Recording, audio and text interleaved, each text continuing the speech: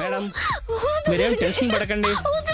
నేను పిచ్చిని వదిలించడంలో మన స్టేట్ లోనే మహా ఫేమస్.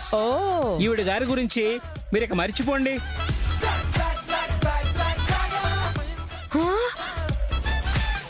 ఏంది డాక్టర్ అంటా ఉండారు? మర్చిపోవడం అంటే ఏం చేస్తారు మా అమ్మని? పిచ్చి వదిలించి పాత మనిషిని రీసైక్లింగ్ చేసి కొత్తగా రెడీ చేసి మంచి మనిషిగా మీకు అప్పగిస్తాను.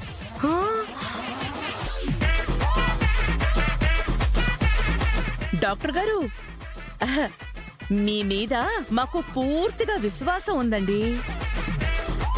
ట్రీట్మెంట్ విషయంలో మీరసలు ఏం మొహమాట పడద్దు. మా కోడలి పిచ్చి కుదిరితే చాలు. అవును డాక్టర్ గారు, ఈ పిచ్చి వల్ల తను లేనిపోని ఏ చిక్కుల్లో ఇరుక్కుంటుందోనని భయంగా ఉంది. ఎలాగైనా మా అక్కని బాగు చేయండి డాక్టర్. మీరే ఎలాగైనా బాగు చేయండి అని అన్నారు చూడండి. మీ కుటుంబం నుంచి ఈ ఒక్క మాట అన్నారు కదా, ఇక మీరు ధైర్యంగా ఉండండి. ఈవిడ పిచ్చి ఎలా వదిలించాలో అలాగే వదిలిస్తాం. పిచ్చి వదిలించే విషయంలో మేము మీకు ఫుల్ రైట్స్ ఇస్తున్నామండి.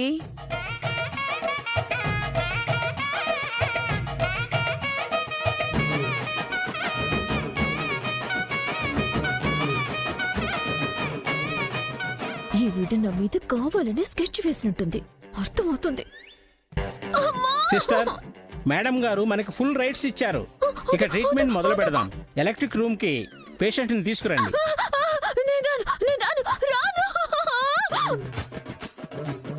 ఈ ఎలక్ట్రిక్ రూమ్ అంటే ఆడేం చేస్తారు డాక్టర్ గారు? Shock treatment ఇస్తామమ్మా.